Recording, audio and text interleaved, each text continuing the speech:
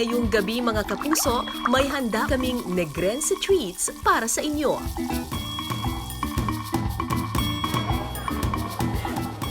Hop!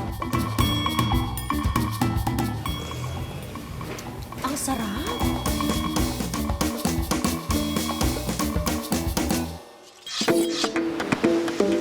Dahil napaliligiran ng dagat ang Negros Island, hindi nakapagtatakang kasama sa mayamang hapag ng mga Negrense ang sari-saring seafood. At isa na rito ang blue crabs. Alimasag sa wikang Tagalog o kasag sa wikang Hiligaynon. Isa sa mga lugar na sagana raw sa kasag ay ang barangay Tumungtong sa bayan ng Ibi, Magalona. Manghuhuli tayo ng blue crabs. Iba ito doon sa alimango na alam natin na mud crabs. Ito yung alimasag kung tawagin natin lahat. Yung iba sa kanila may mga white na spots. Kagabi pa inihulog yung lambat at ngayon hahangugin na natin. Let's go!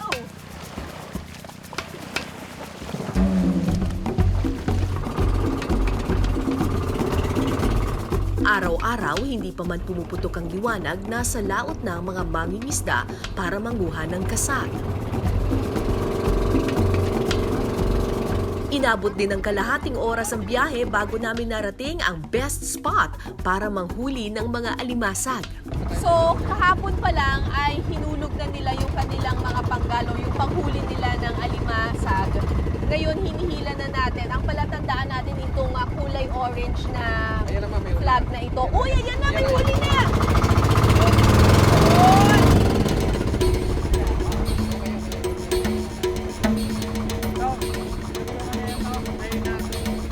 Ganito yung ginagamit nilang pain.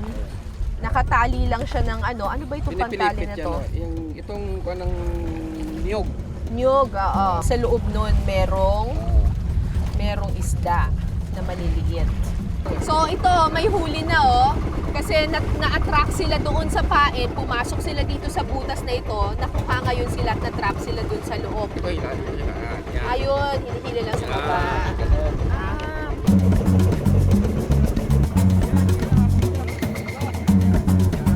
Gaano po karaming panggal yung nilagay natin? 400 praso. Wow, 400 pieces. Okay. Ito pong proseso ninyo ng paggamit ng panggal.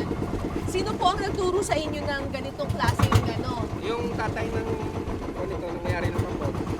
So matagal na po ito na ganito talaga dito sa Negros? Almost 20 years na. Na talagang ganito talaga yung ninyo?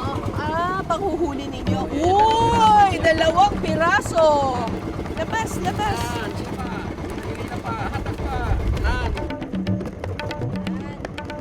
Ang blue crabs makikita talaga sa ilalim ng dagat. Hindi siya katulad ng mga mud crabs na kulay medyo itim or kulay brown kasi yun makikita yun dun sa brackish water.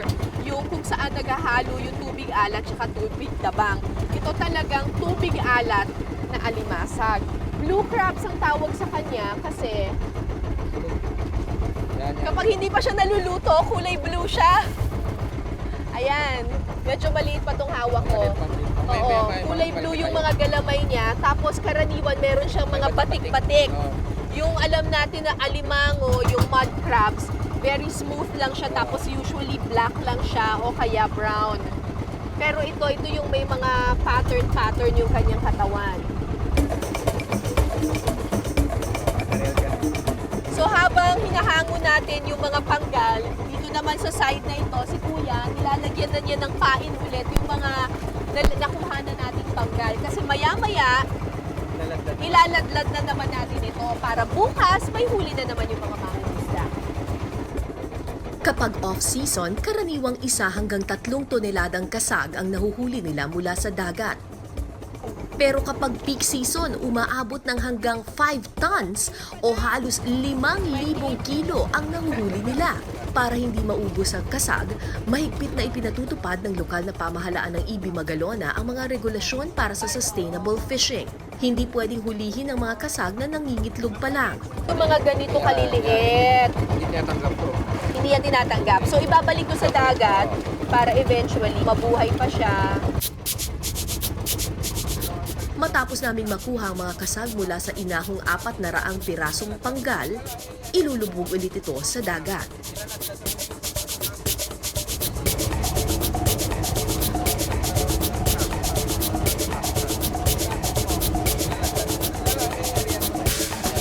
Low tide na kasi kaya hindi na makalapit yung bangka namin doon sa sa Pampang. Ito yung nahuli namin. Siguro mga ilang kilo to, sir? Mga 5 kilos. Abot tuhod yung putik eh.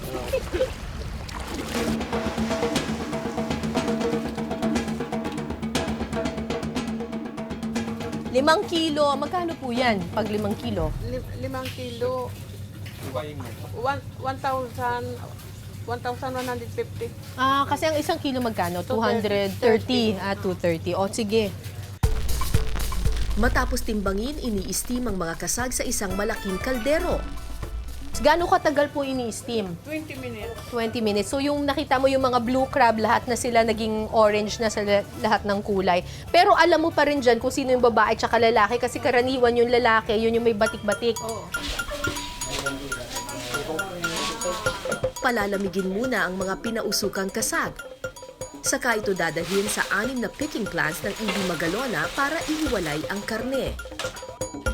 Dadalhin naman ang mga crab meat sa mga canning factory na nasa bayan ng Malapla, Bacolod City at Cebu. Wow! Look at that! So ito, pwede na rin itong Itong aligay. hindi, binibenta rin ito. Hindi ma'am, binibinta namin, ginaluka lang namin. Walang wet. Tamis! Ang sarap! Ang sarap! Alam mo, parang deceiving yung alimasag kasi iisipin mo parang, ay, ang liit niya, ang payat niya tingnan, pero ang masarap kasi sa alimasag talagang napakalinamnam niya. Kahit walang sausawan, di mo siya isawsaw sa patis or sa kalamansi. Sobrang sarap. Ang tamis! Fresh na fresh. Ang tamis! Sa itsura pa lang, siguradong matatakam na kayo sa kanilang KKK o kare-kareng kasag. Kasama ko ngayon dito si Jean. Anong place ka nung sumali ka dun sa Cook Fest? Bali po, second place. Second place ka! Minsan kasi yung seafood kare-kare meron pa Halo-halo. Halo-halo, may tahong, may isda, ganyan. Ito, all crabs, blue crabs. O, sige, turo mo sa akin paano ginagawa to.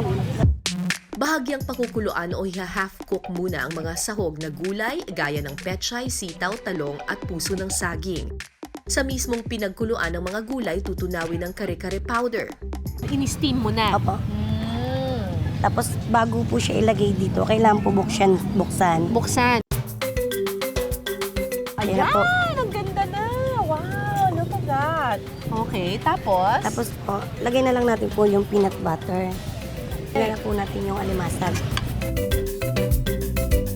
So, just a few minutes na ibabad nyo lang siya dun sa kumukulong mixture natin ng kare-kare. Pwede na po Tapos ilagay pwede yung na natin ilagay yung ating mga mga gulay-gulay. gulay.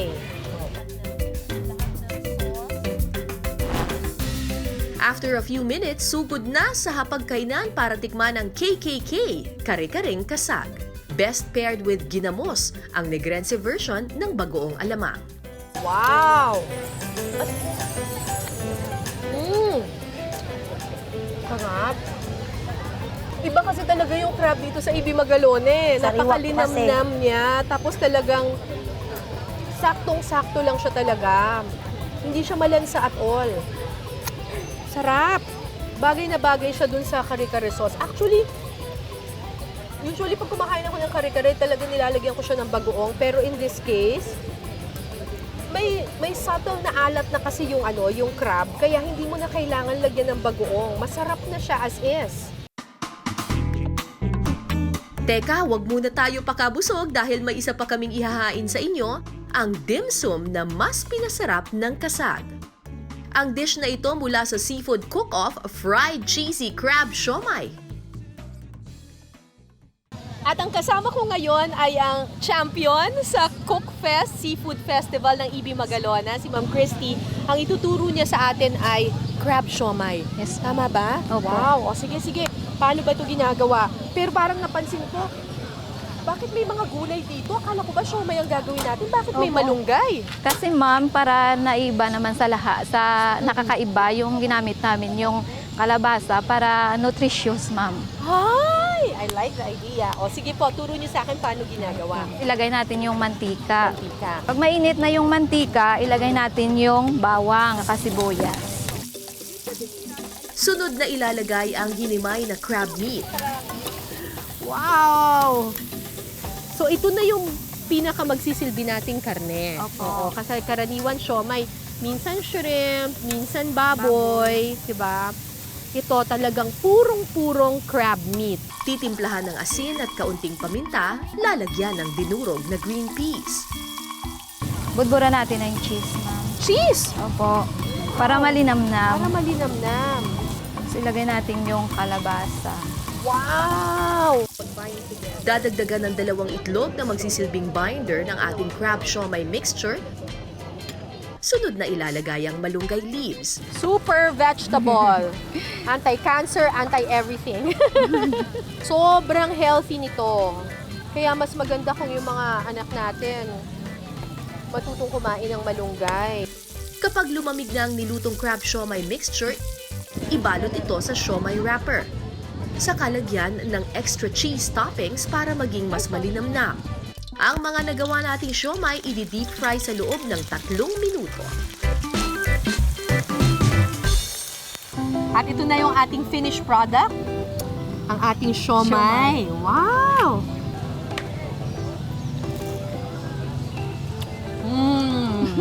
Sarap. Kahit feeling ko, kahit steam to, masarap pa rin eh. Pwede rin, ma'am, steam. Pwede rin prito. Very crunchy, tapos napakalinamnam. Tikman ko siya sa maanghang. Ang angang naman ito!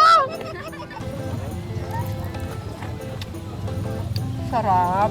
Actually, kahit na hindi yung matamis na sauce, kahit siguro toyo lang tsaka kalamansi, okay na ako dito eh. Alam ko na kung bakit kayo nanalo. The best.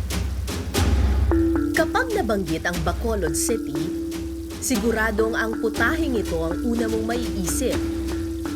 Sino ba naman ang hindi natatakam sa juicy nitong meat? Na mas pinasasarap ng sausawang kalamansi at toyo, dagdagan mo pa ng sinful but savory na chicken oil. Yum yum yum! Ang chicken inasal. Ang inasal ay mula sa salitang Hiligaynon na asal, nang ibig sabihin ay tinutuhog. Dito sa Manukan Country, kung saan nakikita nyo naman, oh, hile-hilera ang mga nagbebenta dito ng isang bagay lang, chicken inasal. Excited na ako! Punta tayo dito, Nena's Rose. Isa daw ito sa pinakaunang mga nagbebenta ng chicken inasal. Taong 1983 nang itayo dito sa Manukan Country ang inasalan ni Tita Rose. Pero kwento niya, 1953 pa raw nang unang magtinda ng inasal na manok ang kanyang inang si Nena at kanyang mga kapatid. Makaraan ng 64 years ang negosyong nag-umpisa sa Munting Kariton, ngayon meron ng 5 branches sa iba't ibang parte ng Bacolod. Dito pa lang sa pwesto nila sa Manukan Country, 200 hanggang 300 pieces ng inasal ang niluluto nila araw-araw. At ang swerte natin mga kapuso dahil ituturo sa atin ni Tita Rose ang original recipe ng kanilang inasal na minana pa niya mula sa kanilang ina.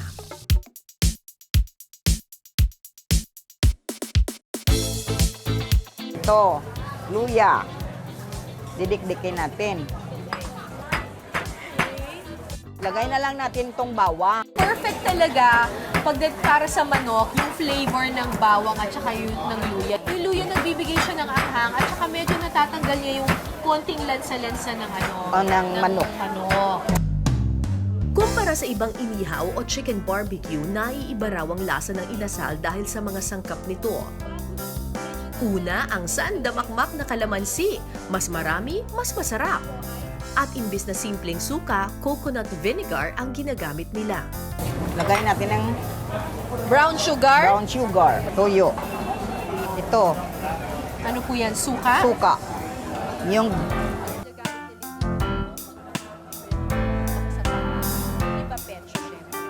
Ibababa dito sa loob ng 3 hanggang 4 na oras para manuot sa manok ang marinade.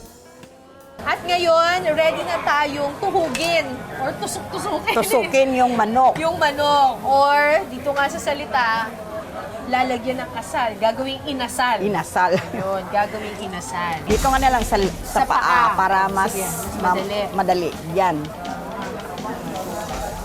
Ganun. Tapos, saan dinutusok? Saan siya lalabas? Dito.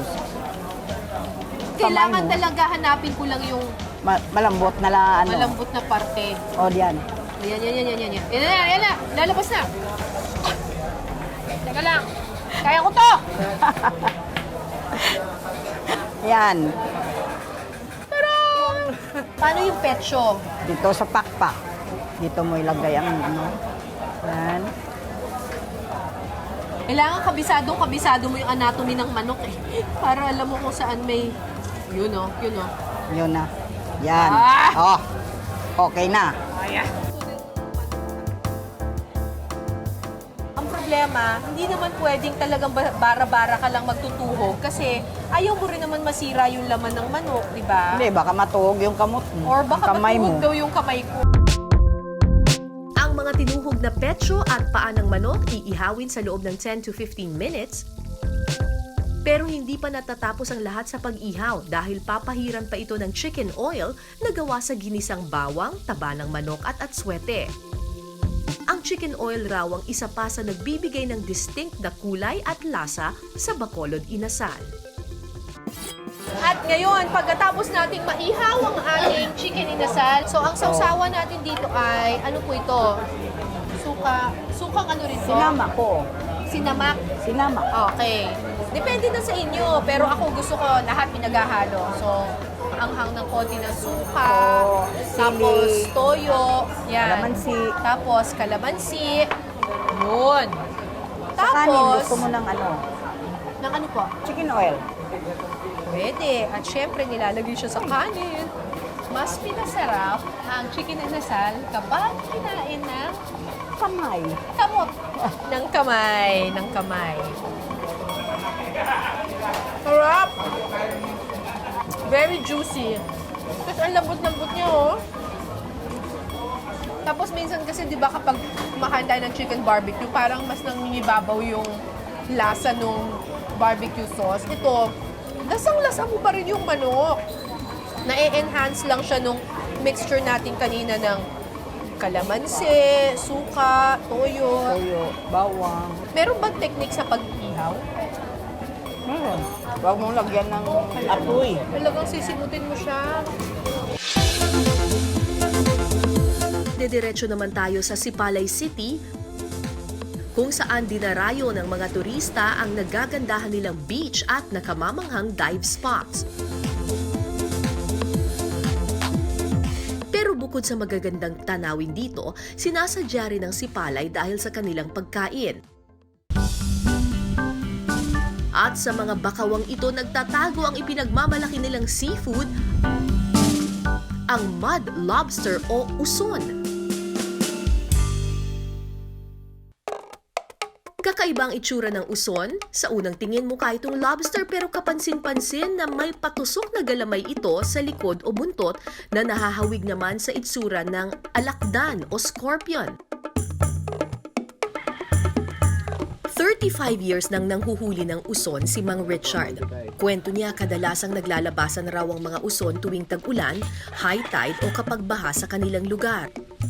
Nakikita namin gumagapang ang uson kasi may baha, hinuhuli namin. Palagi sila naghuhukay sa ilalim, linalalabas nila hanggat tumataas na. Kasi takot sila maapawan yung bahay nila. Pag naapawan kasi, lalabas yan. At ang palatandaan daw ng kanilang tirahan, ang mga bagong hukay o kaya naman mga lupang umalsa sa putikan. Ginagamit nilang pansudsod at pangsipit ng uson ang dalawang pinatulis na kawayang ito. Kung marami kami mahuhuli, yan, marami-rami rin, malalaki-laki rin. Pero karanasan, tag 300, 400 lang, ganun, 500. Pero kung mahirap, 200. Sudsud dito, sudsud doon. Tiyagaan din ang panghuhuli ng uson. Sa bawat hukay, walang kasiguraduhan kung may laman ang butas o wala. Ang laman, pumasok sa loob.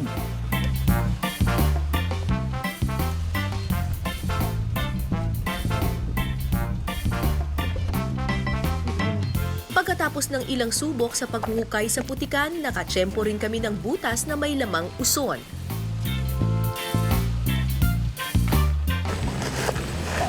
Ayan. Bay. Naiiba man ang itsura nito pero ang lasa wala raw pinag-iba sa nakasanayang alimango. Ayan na. Maliit pa yan, malaki. Malaki yun. Si Chef Liza, ipinatikim sa amin ang pinakasikat na luto ng uson sa Sipalay City, ang ginataang uson. Ang una natin gawin ay tatanggalin natin ang ulo. Dahil nasa putik siya, kailangan natin tanggalin ito. Ang pangalawa natin gawin, hihilain natin yung buntot kasi yung bituka niya, nandoon kasi yung putik dahil putik yung pagkain niya. Ito po yung kanyang pinakabituka. Gamit ang brush, lilinisan ng mabuti ang uson. Sa mainit na mantika, igigisa ang bawang at luya.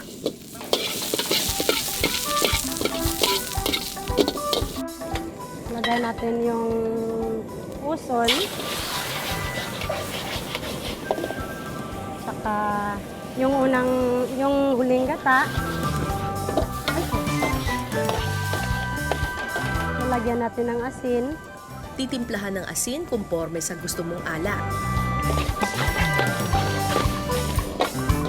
At para mas bumango, lalagyan ito ng tanlad. Tanglad. Habang naghihintay ng 5 to 10 minutes para maluto ang uson, ilalagay ang unang pigang gata. Arin na ang ginapadayaw namon na pinakanamit ang ginataang uson diri sa Sipalay.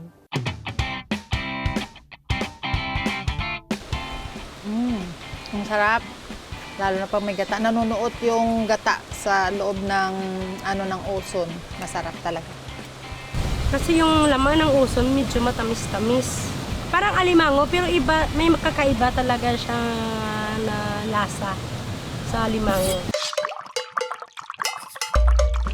Ang dish na ito nahahawig sa paborito nating bulalo.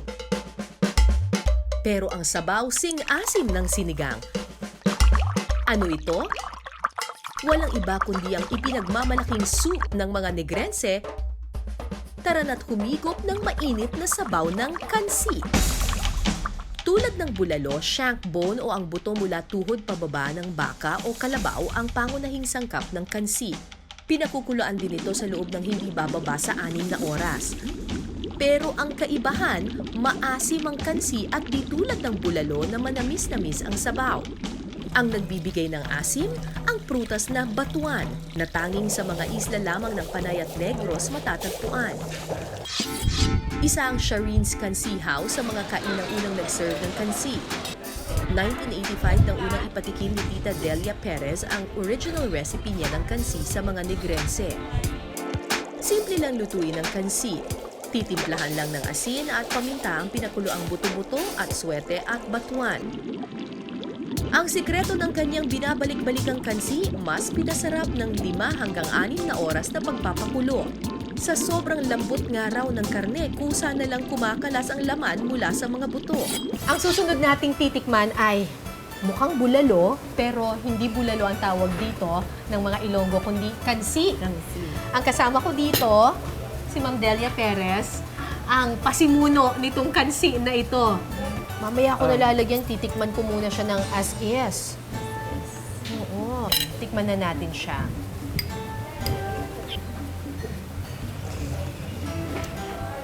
Oh, maasim. Yes. Para siyang mixture ng bulalo and sinigang. Kasi may ang sarap. Bulalo na sinigang. Nandun yung alat ng bulalo, pero nandun din yung asim ng sinigang. Ang lambot. Ang harap. If you love sinigang and you love bulalo, you're gonna love kansi. Kasi combination siya ng dalawa. Siyempre, lahat ng beef dishes, katulad ng bulalo at ito, in this case, kansi, meron siyang bone marrow. So ito pwede rin kainin yung utak. Utak ang tawag na dito eh. Oh my God! Grabe! Look at this! Yeah. Oh my gosh! Ang dami! Yan the best. Minsan-minsan lang naman to.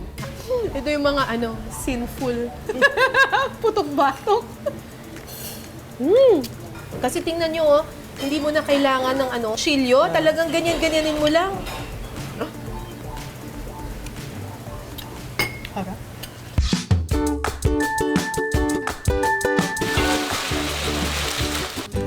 Wow! Look at that!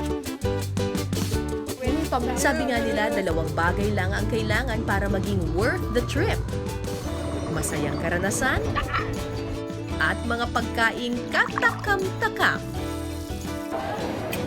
Wrap! Wow! Hanggang sa susunod nating pagsasalo at kwentuhan, Sarap! maayong gabi. Ako po si Cara David at ito ang Pinas Sarap. Love